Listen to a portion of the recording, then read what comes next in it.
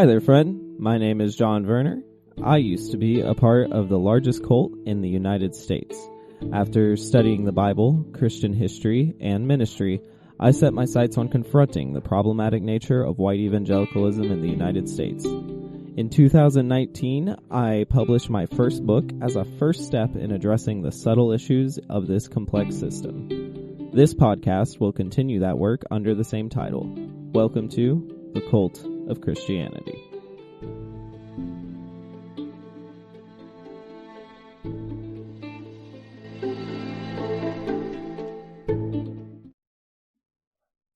The word ministry is either purposefully or neglectfully vague. As best I can tell, it refers to the duties and occupation of a religious leader. There are, of course, ministers of the state as well. I think there is some sort of connotation that implies acting out of a responsibility. Perhaps what confuses me is that the duties of ministry seem to be unique to each minister, not even each religion. So a minister of a government usually has a clearly spelled out role to fill. But in religion, ministers seem to only need to be some form of clergy to count as such. But a ministry implies fulfilling the role of a minister, which again seems to me like the definition starts to go in circles.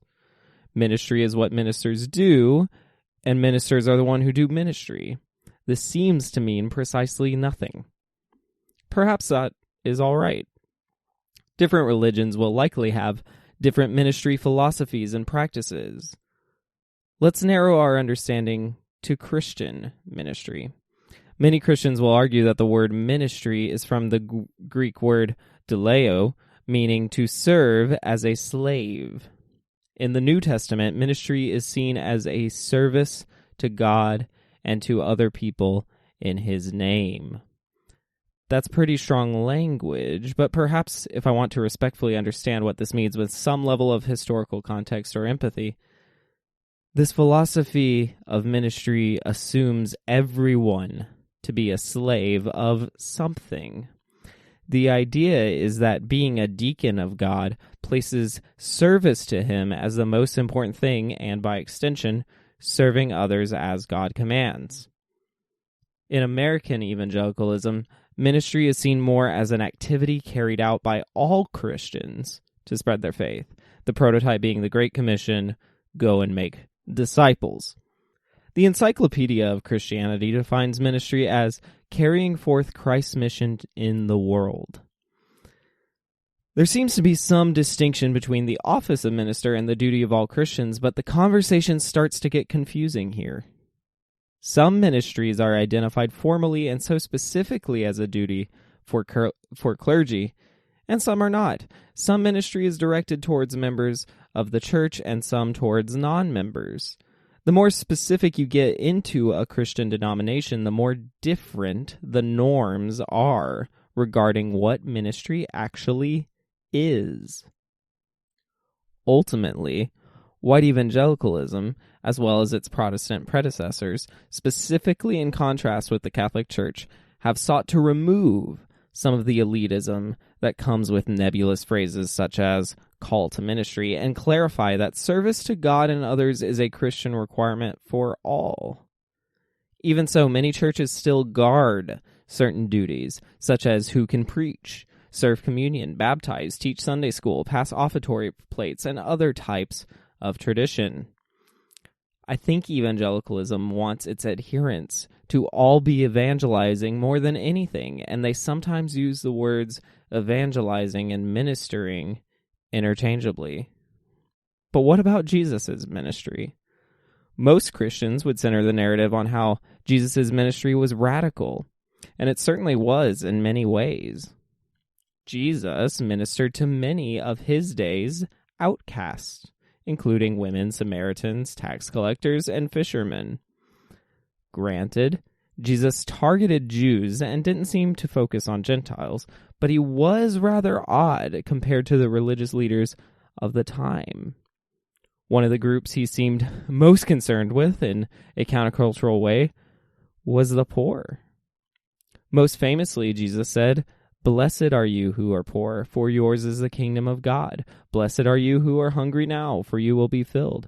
Blessed are you who weep now, for you will laugh.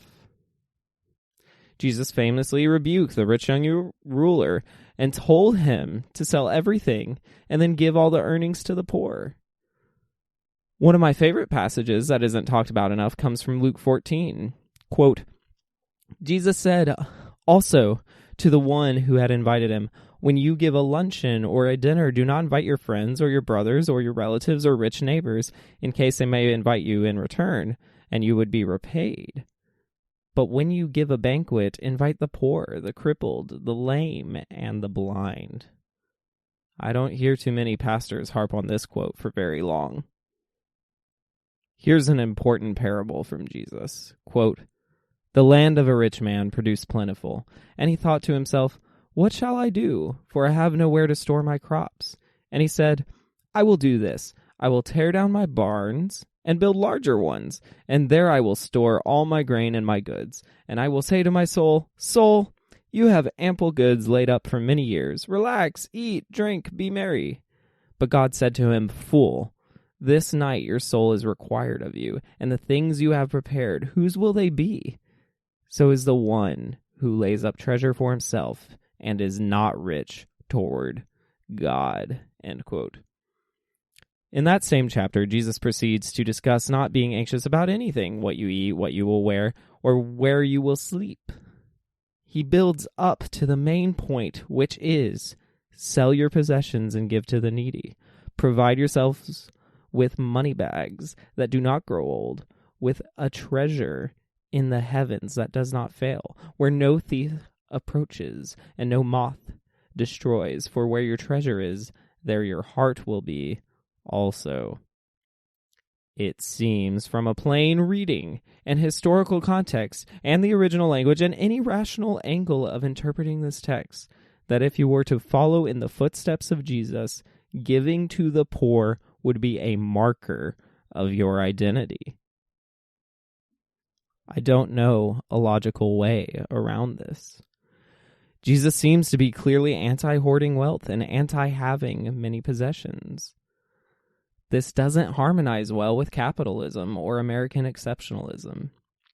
As billionaires twiddle their thumbs in the sky while evading taxes and giving away only fractions of percentages of their wealth away, it is hard not to look to Jesus at times like these and say, we need you. The problem is, the religion that claimed him, Christianity, seems to have quite a different attitude toward the poor. The best case scenario I have seen from white evangelicalism is that they see poor folk as targets. The poor are targeted as potential converts. This is not just those of us in low-income brackets. They target those poor in spirit as well. Keep in mind, they do this with both non-believers and believers. Poor congregants may be offered jobs at the church in good faith, but there is nothing good about the faith at play. They are trapping poor congregants to coerce more regular church attendance. But even more sinister are the prison ministries, the soup kitchens, the food banks, and hospital visits. And please don't misunderstand me. There are genuine souls who participate in these things. I have done such tasks as a Christian and not, and can transparently say that intentions in both cases were pretty wholesome. But the white evangelical system demands an ulterior agenda. By its very nature, all ministry from evangelicals is aimed at evangelizing. The ability to help the poor for the mere sake of helping the poor becomes impossible.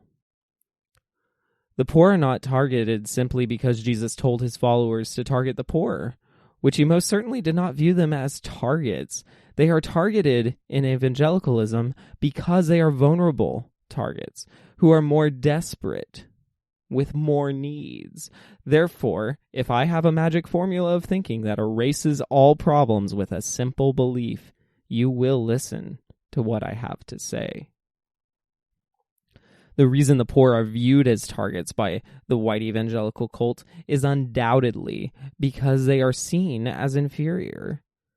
This is where American capitalism unquestionably influences the cult.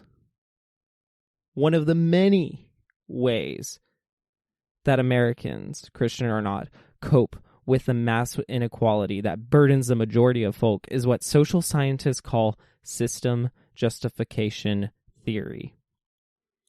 System justification theory seeks to explain the ubiquity and attitudes and beliefs that seem to contradict the personal interest of individuals. According to this theory, individuals like to perceive the world as predictable, or else they will not feel a sense of control, and negative emotional states would prevail. To perceive the world as predictable, they feel motivated to assume that society is fair and just. Accordingly, they justify the existing structures and hierarchies in society, which substantiates the legitimacy of societal principles and practices. This is true when folks automatically assume people are poor due to their lack of personal achievement and are rich due to merit. Regardless of whether someone can be poor based on failure or rich based on success, it is a much simpler view than the reality of our current economic structure. In fact, some might try to even the proverbial playing field, if you will, through myths that poor folk are more happy than rich folk, and this is objectively false. While again, it can be true in limited ways, it is not most commonly accurate. Remember, people's system justifying motive produces the phenomenon known as outgroup favoritism, an acceptance of inferiority among low status groups, and a positive image of relatively higher status groups. This is why the conversation can get confusing when I talk about churches targeting the poor. Aren't there poor pastors? Doesn't the church's income and size often vary based on location and the economics locally? Well, yes and no. There are economic realities that cannot be escaped, and thus all my generalities won't apply to every American church ever all the time. However, the philosophy of ministry in the United States version of white evangelicalism is to convert by any means necessary. This drive is passively violent. It causes the white evangelical to care more about a poor person who is interested in hearing more about Jesus than one who is not. For the evangelical, the poor are only valuable if they are attainable, and in this way, they are not valuable at all. Beyond that, the temptation to have a Messiah complex is undeniable. Cult leaders are masters of telling someone that they have no worth apart from their cult, and that their cult somehow gives you power over others. The common human experience is seen as something to tap into in a rhetorical debate, not as a humbling admission that none of us are superior to the next. And this is hard to do, even humanistically, when you are a fairly moral person who has seen disturbing and immoral behavior from others that you would never even consider, but it can be done secularly. It cannot be done religiously. A prescribed hierarchy that centers around one human that may or may not have claimed to be God inherently dictates that you do whatever that guy said. And yet I know a few Christians who have ever sold all their possessions and given to everything to the poor. I feel so gaslighted. Now, someone might come along and say, well, why didn't you give away all your possessions? Firstly, I would like to say that I actually had to give away nearly all my possessions when I was borderline homeless and moved what little I could fit into a Dodge Caravan and lived in that van 100 days. Ironically, that happened after I left the church. But secondly, prior to becoming a van life monk, I wanted to be a radical. I wanted to be monastic and help the widow and poor full time. But I would have been called crazy if I sold everything. And the first people who would have called me crazy were the very Christians I grew up with and went to Bible college with. If literally all of them were acting like that was not a requirement, and people who even approach that radical lifestyle are considered crazy, why would I go out on that limb? Even though I felt that it was indeed the right way to follow Jesus, I was told to doubt myself and trust the system. I was in a cult that felt no responsibility toward the poor. I was in a cult that talked about welfare queens and giving people fishing poles instead of fish. Personally, I'd like to skip the damn metaphor and just feed people. Even though Jesus was clear that to feed anyone would be like feeding him, his supposed worshippers are reluctant to serve, and they race to justify the status quo. I go back and forth between being outraged and confused by the church's attitude towards the poor. The outrage likely stems from the fact that American churches receive somewhere around 30% of all charitable giving in this country, with no guarantee that that money will help poor people. The confusion comes from all the sermons I have heard that seem to dodge the issues about Jesus' prescription for his followers to live with no possessions. I genuinely get sick to my stomach talking about this. The mismanagement of funds, the waste of resources, but more than anything, the superiority complexes are so deeply harmful that I can't help but hurt thinking about it. And I generally try not to overemphasize politics in this podcast because I'm so disenfranchised with our entire political system that I don't want anything negative or positive I say about any ideology to then be misconstrued as an endorsement or condemnation of a particular party or end of the ideological spectrum.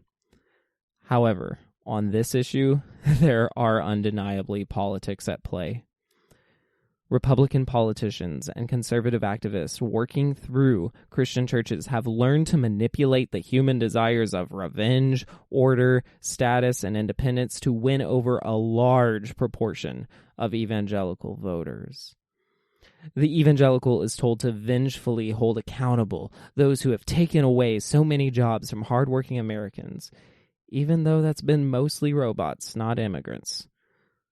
The white evangelical has been told that there must be law and order, and those thugs in the ghetto don't respect the law of the land, even though white people designed the order of things to benefit them and still end up committing more crimes. The evangelical is told that status is a sign of merit, not favor, even though they supposedly believe in a religion that recognizes neither. The evangelical is reminded that everyone is independent, so if someone is poor, that person must be responsible for their circumstance. The evangelical cult has gotten in bed with a political ideology that seems to directly contrast the man they worship. It's horrifying, the levels of cognitive dissonance. It makes one wonder whether it is true stupidity and ignorance or if something more disturbing is going on. Could it be possible that white evangelical churches don't want poor people to be their focus because they'd rather have more money coming in than going out? Think about it. From a business perspective, if people are your product, you want them to have a free experience with premium options, and you want to invest more in the paying customer and shareholder experience than those just using you for free. The last thing you would want to do is use up all your funds on those who aren't even using your product yet, unless you are merely advertising to them. If churches were businesses, they'd be damn good ones. The problem is that they identify as supernatural charities. They aren't supposed to have a product or investors or premium options. They should have some ability to respond to a poverty crisis and be a refuge for anyone who needs them. The fact of the matter is that churches need people more than people need churches.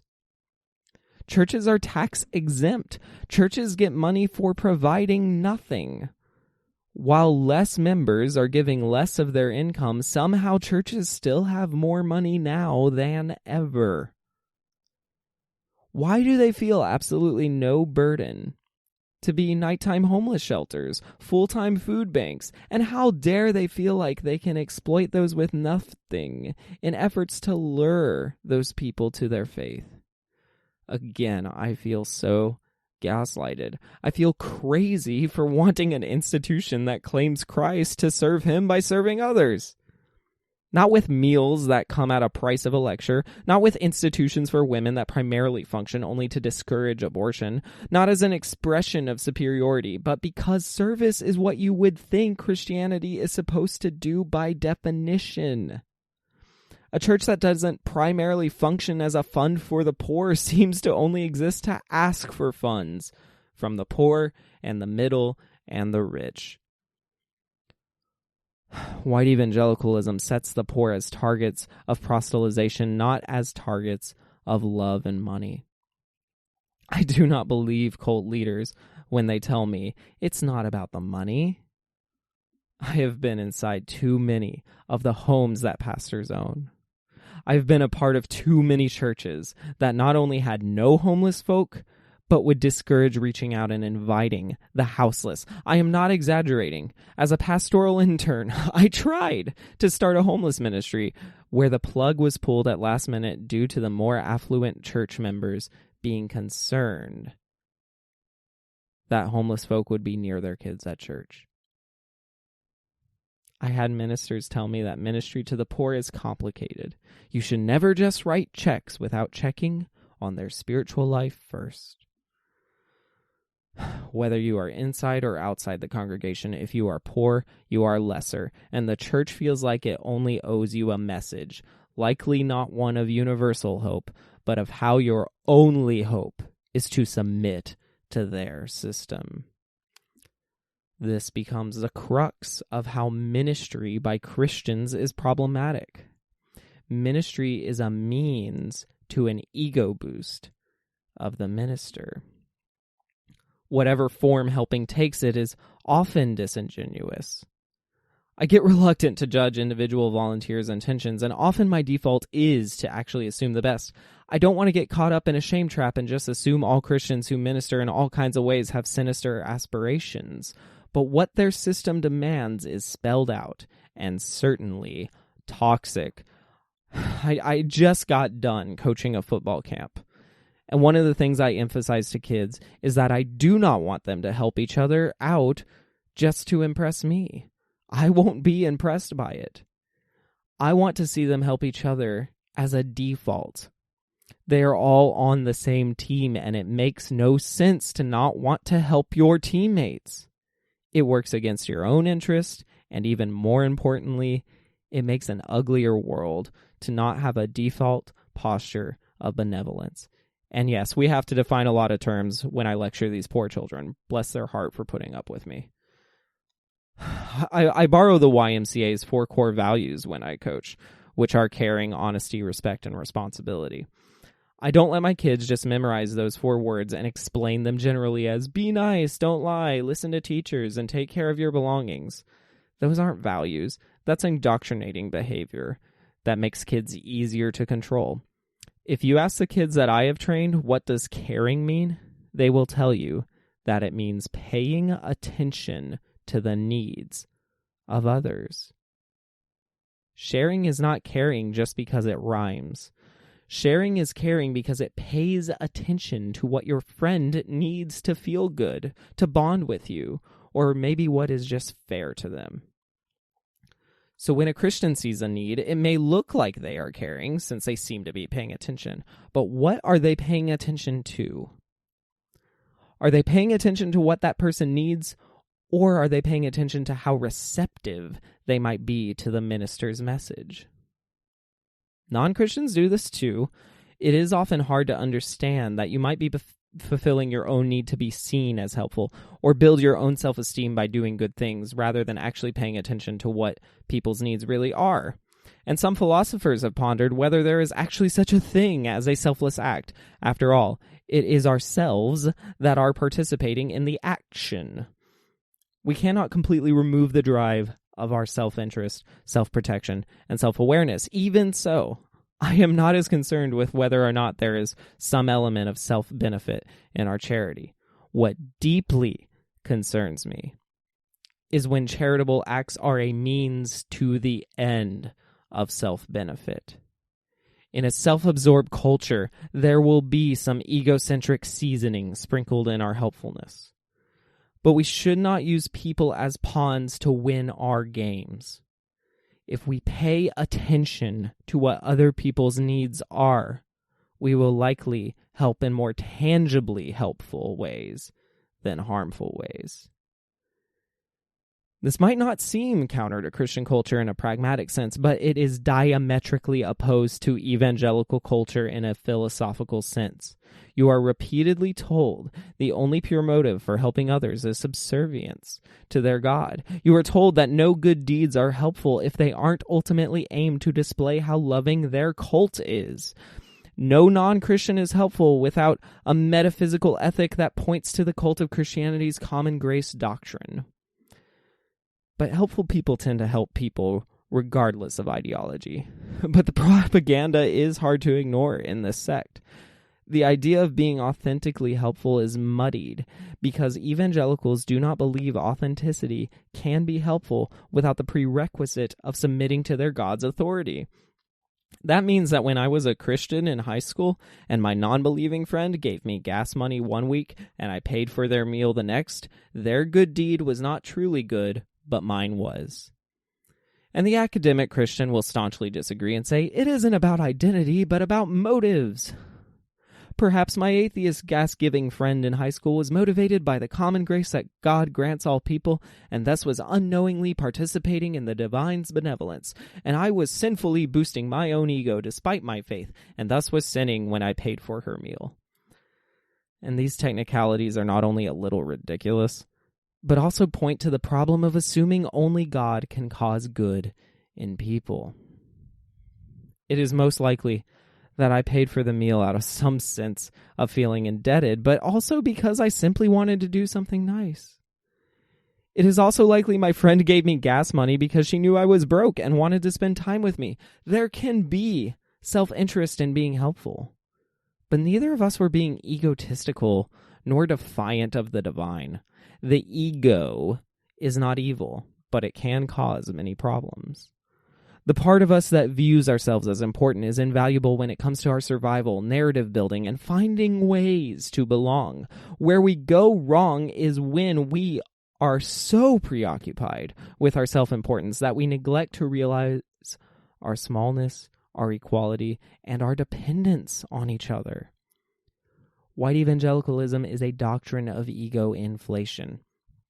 And when we go back to the figurehead of Jesus, it is striking how his ego works. He seems confident that he is important, but not overwhelmingly so considering. For a person of his historical importance, what is compelling is how willing he was to humble himself, even to the point of a wrongful death.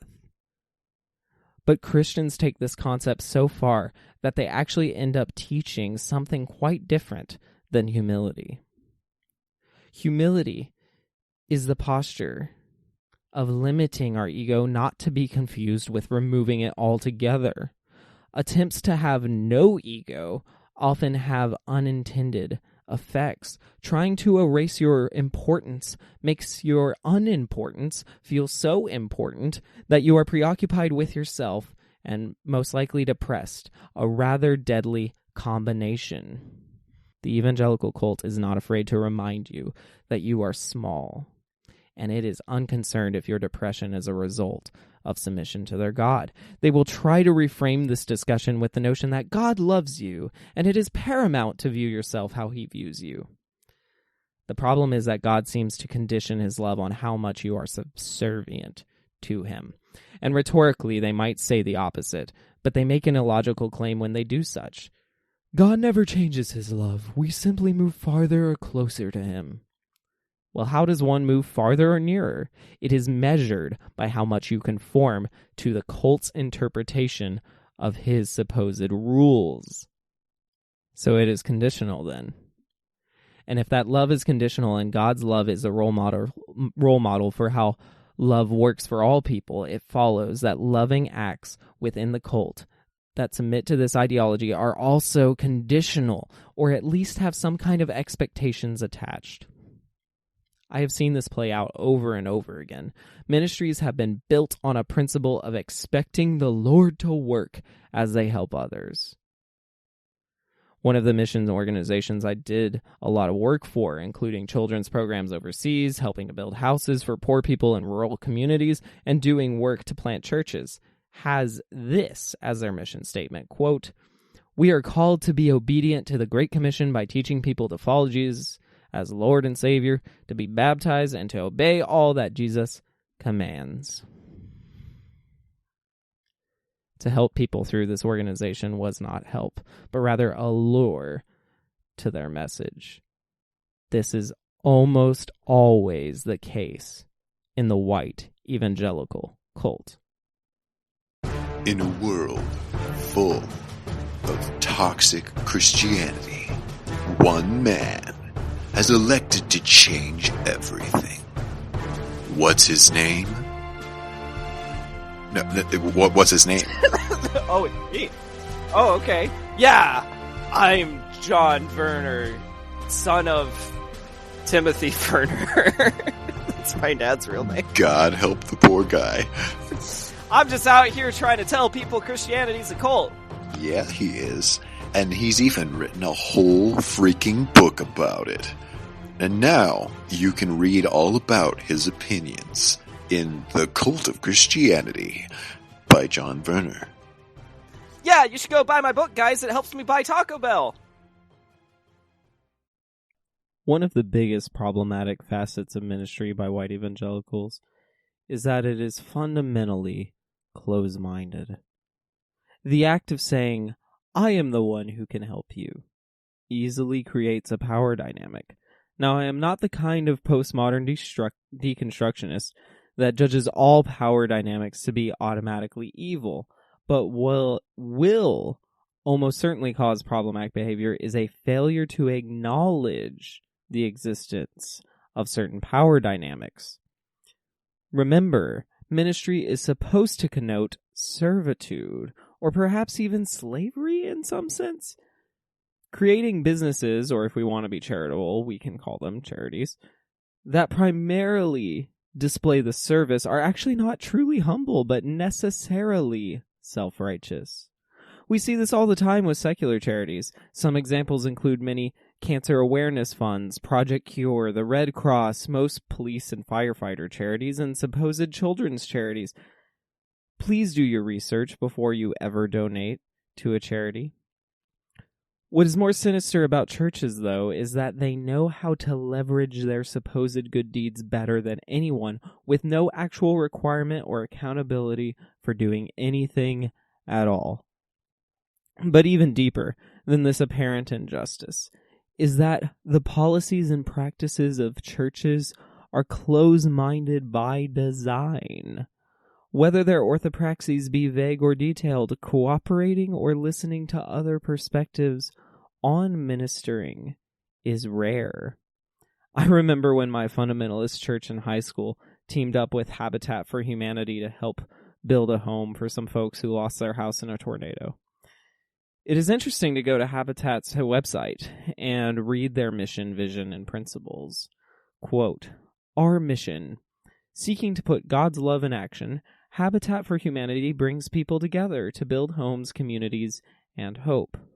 Our vision, a world where everyone has a decent place to live. Our principles, 1, demonstrate the love of Jesus Christ. 2, focus on shelter. 3, advocate for affordable housing. 4, promote dignity and hope. 5, support sustainable and transformative development." Further down on the site, it becomes even more fascinating to me. quote, non-proselytizing policy. Habitat for Humanity and its affiliate organizations will not proselytize, nor will Habitat work with entities or individuals who insist on proselytizing as part of their work with Habitat. This means that Habitat will not offer assistance on the expressed or implied condition that people must adhere to or convert to a particular faith or listen and respond to messaging designed to induce conversion to a particular faith. End quote. Because of this section, many evangelical churches talk negatively about Habitat, demonizing them, and refuse to work with them, even though it could not be more obvious that they are, in fact, a Christian organization. When my church agreed to work with them, my church made it clear that we were allowed to disregard that last policy if we felt like it. If the Holy Spirit was leading. And I think the Habitat coordinator sensed this and made sure that we never actually interacted with any of the folks we were building a house for. And good on Habitat. That was a good call on their part.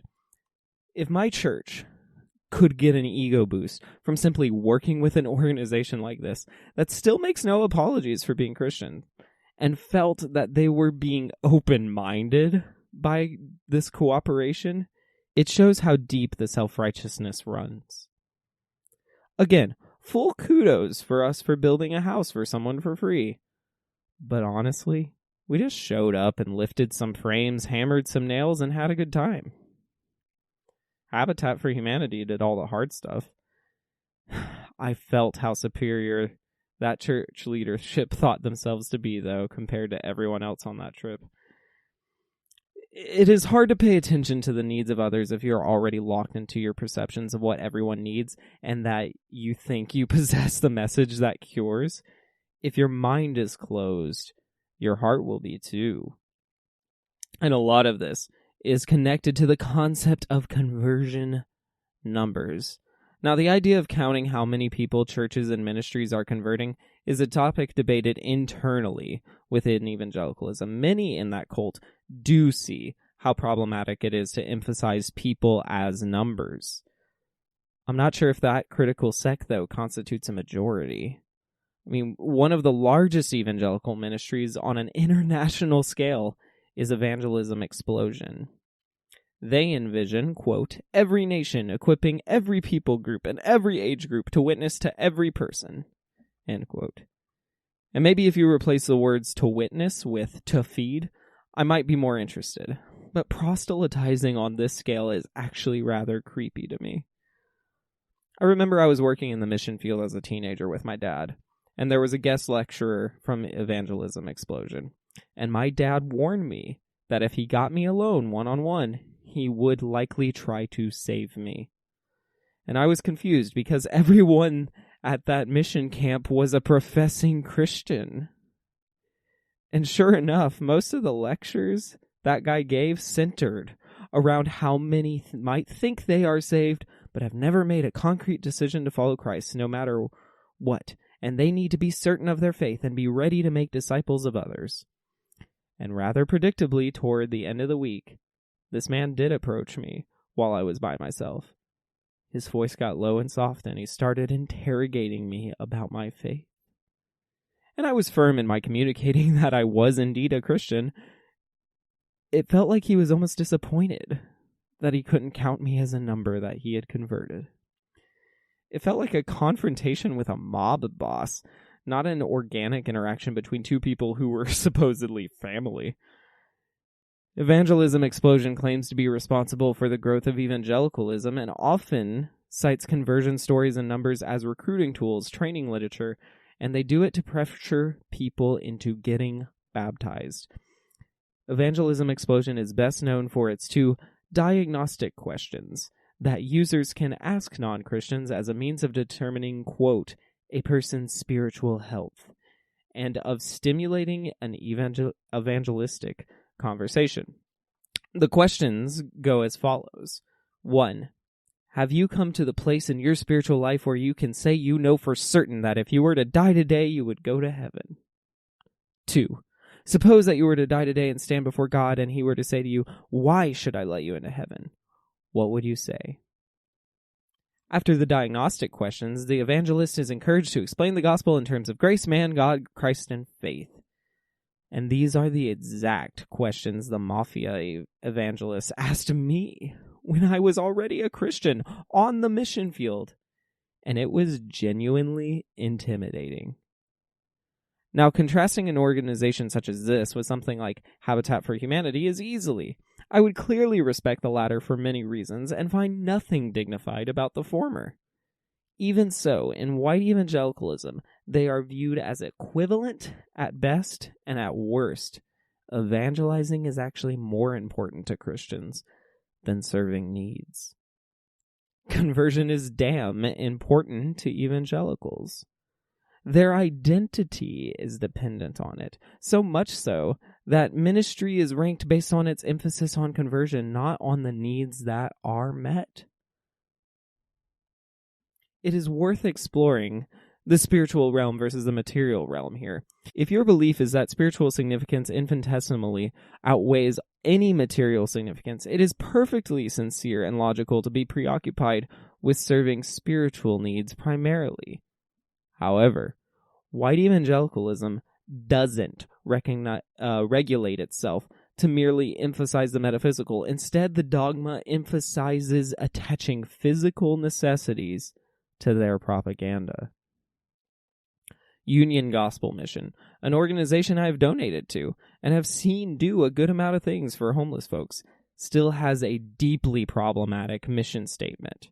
Quote, "Our purpose is partnering with the Inland Northwest to reach the poor with the love and power of the gospel so that they may become God-dependent, contributing members of society." The problems are twofold here.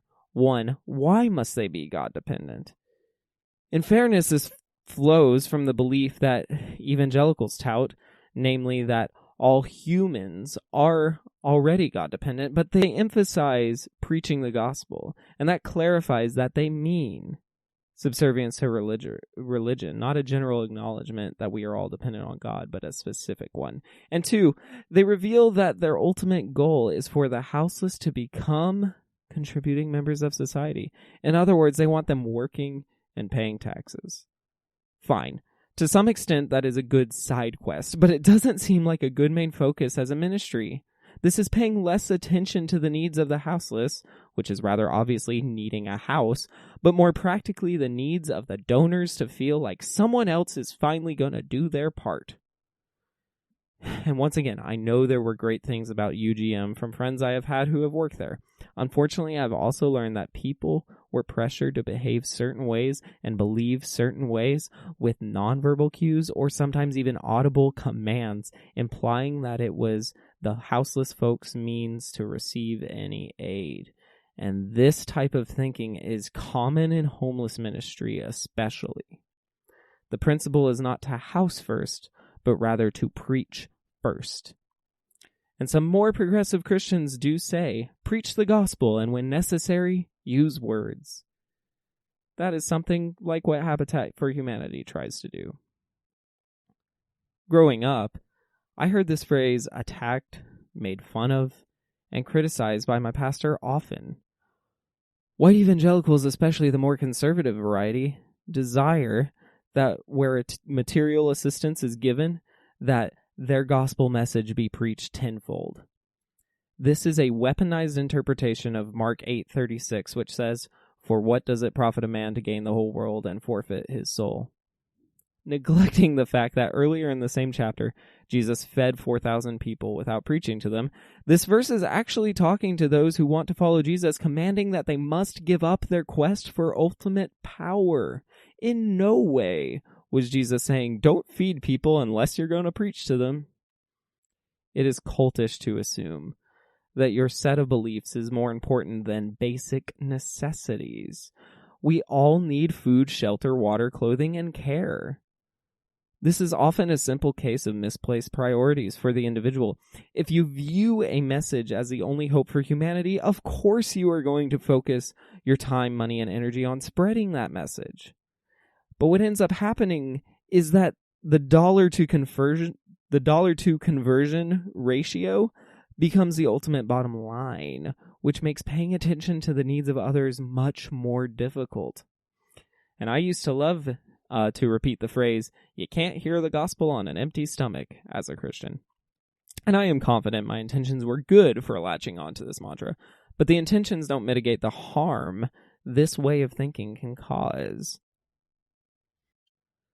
For a long time, I felt the essential needs of people were important to meet if we were going to preach to someone. However, this incidentally makes those with more material needs than the rest feel exposed and vulnerable to churches, not seen and loved. You feel like a project, not a person. When I lost almost everything and was wrestling with my spiritual identity, it became quite apparent that I felt my Christian status was parallel to my financial. And where had this neuropath come from? And the quirkier experience was how I somehow felt more spiritually in tune with something the less I had. And I knew this was consistent with Jesus' ministry, but it wasn't consistent with evangelicalism. Intertwining the material, metaphysical, supernal, and supernatural and proselytization ends up confusing all values. The entanglement of feeding with preaching directly links full stomachs with full commitments. Addressing needs through the template of fulfilling the cult's agenda speaks volumes to their clear lack of capability for evangelicals to be empathetic. Just because an organization can afford to feed you materially does not mean they know what is best for you spiritually. Their privilege should not demand your allegiance. Evangelical cult leaders commit abuses beyond exploiting material needs for their benefit. They also try to make all emotional needs spiritual needs. Humans have basic emotional needs. We need affection. This can be expressed verbally, sexually, or in other ways. The evangelical will tell you that this need primarily, or maybe even merely, exists because you crave God's love. We need acceptance. This can be found in belonging to a community, sharing a goal with a colleague, or simply by spending time with someone. But the evangelical cult will tell you that Jesus is the only one who can ever actually really accept all of you. Then they will demand that you change your entire life to suit their interpretation of his rules. We need validation. This is similar to acceptance, and we most often have this need met when our feelings are affirmed as sensical and thoughts upheld as intelligible. But the evangelical cult will tell you that your thoughts and feelings are only valid if they are held captive by their cult's principles. We need autonomy. It is essential to maintain a sense of self and understand your existence as unique. But the evangelical cult will strip you of your autonomy and only talk of individuality in light of God's creativity. Screw yours. We need security. Humans want their boundaries respected, their choices supported, and to have something comforting to fall back on. But the evangelical cult says you are in grave danger unless you believe as they do. We need connection. This means we need to feel we are growing with other humans, that we are learning about each other, that we are assimilating without conforming, that we have unity but not uniformity. The evangelical says your only true family is the Christian community. We need space. Some more than others, but we all need alone time. We all need sections of the house that belong to only us, and we need to explore the outdoors in solitude to keep ourselves grounded. The cult of Christianity reminds you that God is always watching, reading your mind, and will never leave you alone.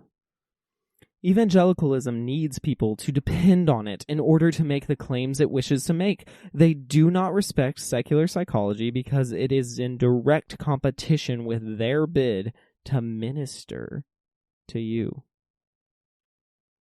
Some Christians are certainly more concerned with folks' mental health than others. Even so, the false dichotomy that both the humanist and religious use of the head and heart complicates emotional and spiritual matters. Emotions are directly related to our brains. There might be something more spiritual about them, there might not, but regardless, most emotional needs are as universal as any other physical need. But spiritual needs are more personal and ambiguous. But this narrative does not suit the evangelical cult's needs. For them, emotional needs have to be either reduced as unimportant or reframed as indicators of human dependence on God. This practice of rhetorically dismantling basic needs and reforming them to fit an evangelist script is abusive and abhorrent. The emotional enlightenment required to deconstruct these myths when they were indoctrinated into you from such a young age is vast. This has taken me hard work to realize, I assure you. It sucks. Realizing how you have been manipulated to believe you can only turn to one source to get what you need. And put simply, it's a lie. Churches need people more than people need churches. There are two main emotional needs that I see the cult of Christianity exploit more directly than the rest. Cult leaders exploit the need for acceptance and connection. In a culture that still doesn't accept everyone, and it feels so disconnected, Christianity offers a compelling case for their subscription service. I so badly wish that some being in control of everything knew me better than I could ever know myself and accepted me more than I could ever accept myself.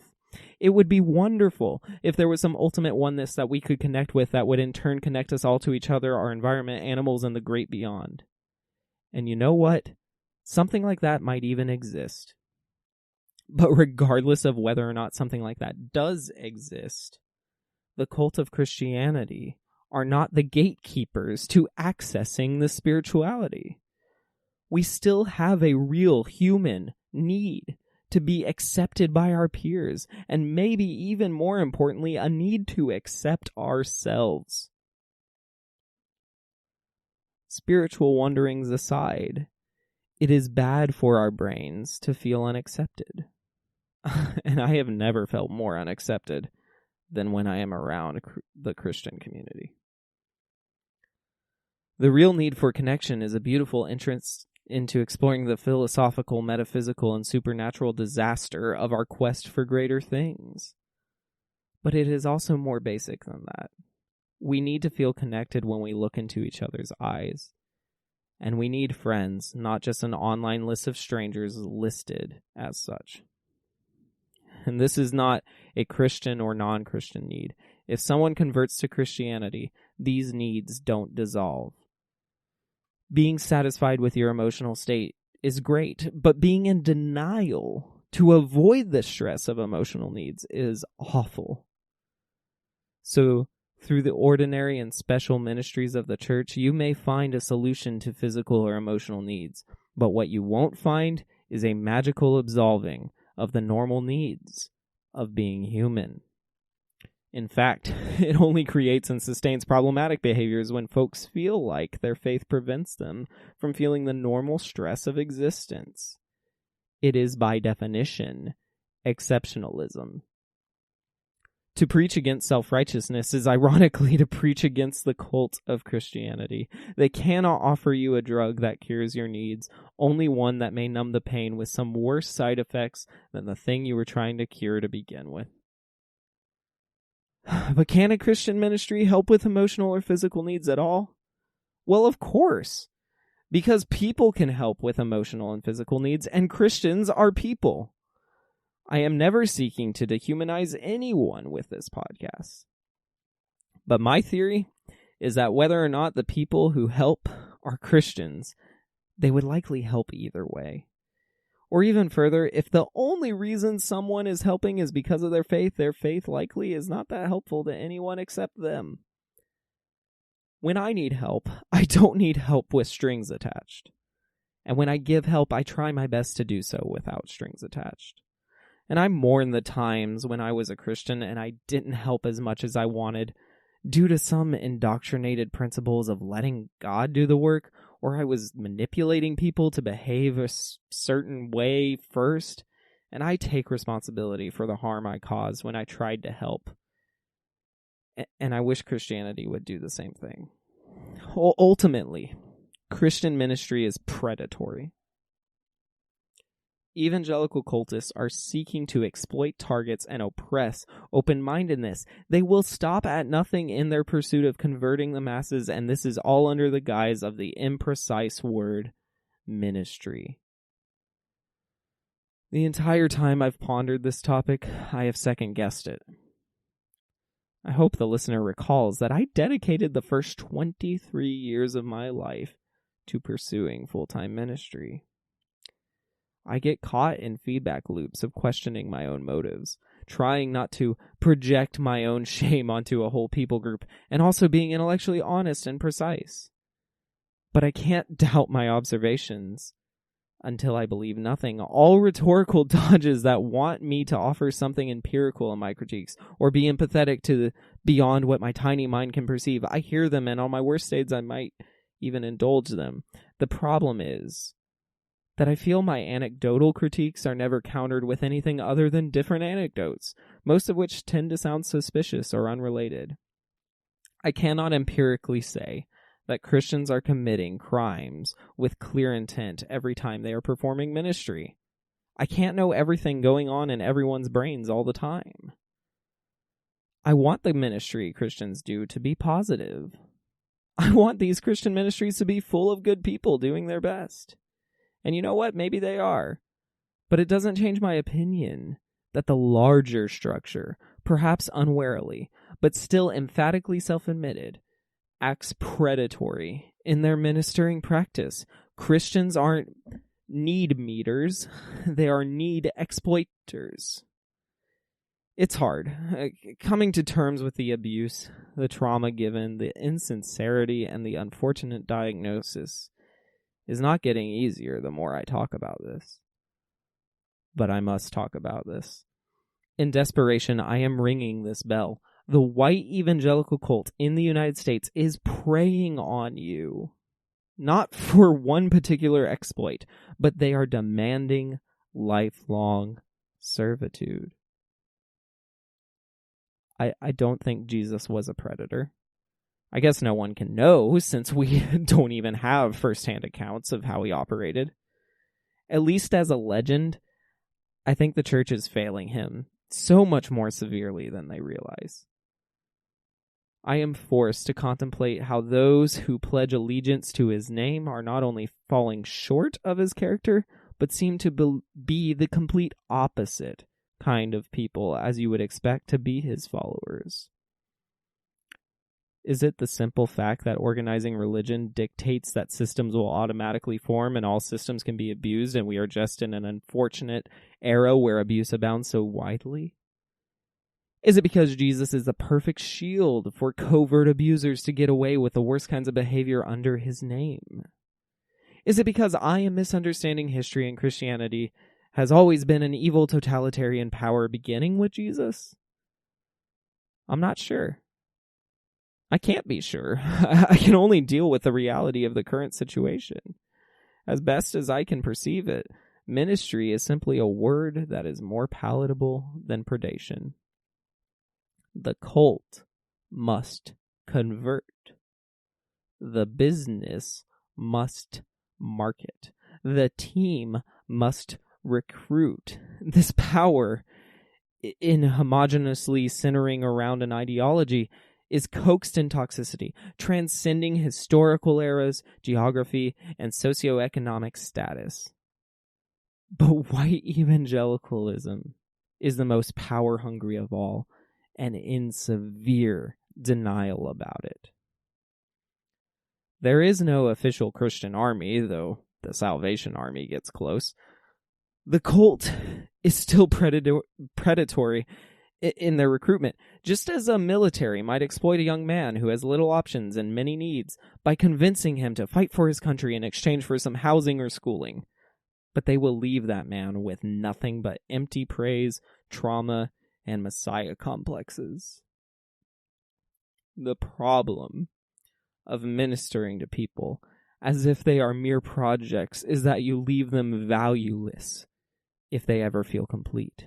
And I suppose the cult works hard to make people feel as though they will never truly be complete until after they die, thus solidifying their lifelong dependence on the cult.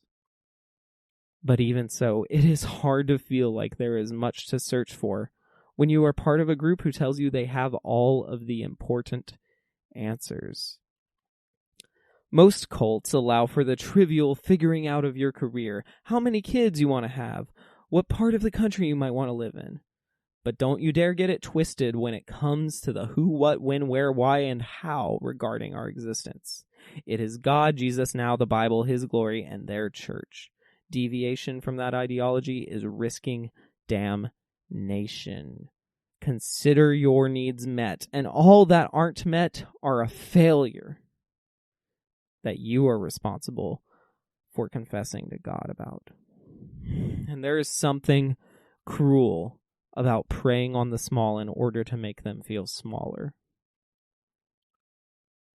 I had a decently long phase in which I wanted to be a police chaplain.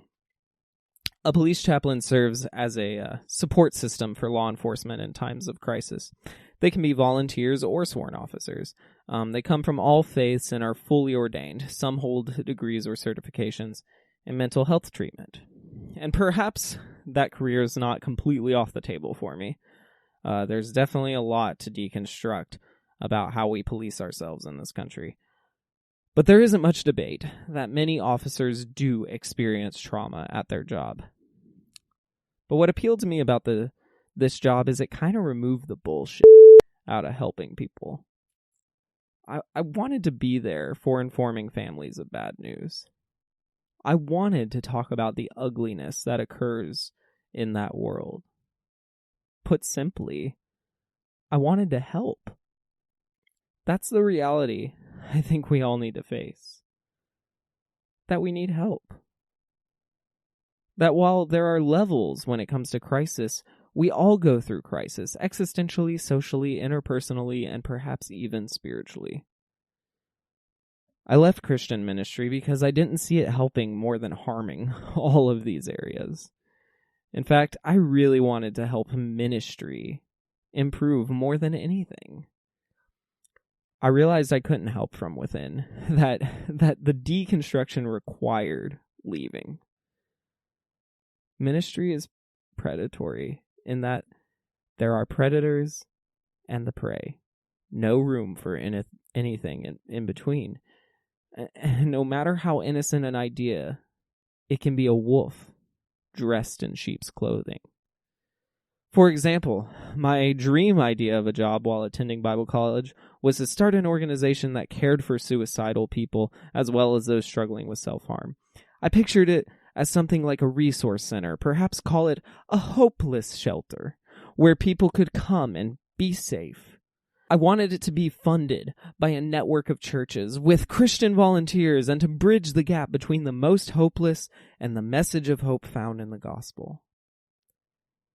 As well-meaning as I was, and as badly as I still want to justify how good something like that could be for people, I have to admit it. That kind of ministry would, in fact, be predatory. I was frustrated that crisis centers that specifically focused on suicidal folk and self-harming folk, those organizations were never Christian. I was critical, and still am, that Christians don't care enough about suicide and self-harm, and I wanted to be an agent of change. And I wasn't evil for desiring this. But it was predatory. I wanted people to be saved. I wanted people to come to Christ. I wanted the cult to prey on the most vulnerable.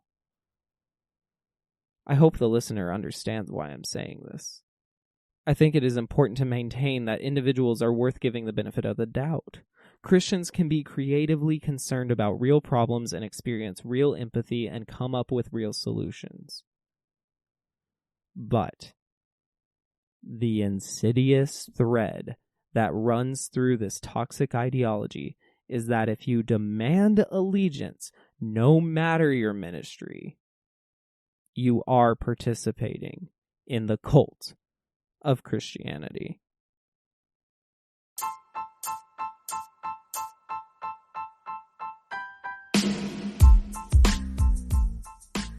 If you wish to learn more about what's going on in my life, or wish to purchase my book, go to vernerbooks.com.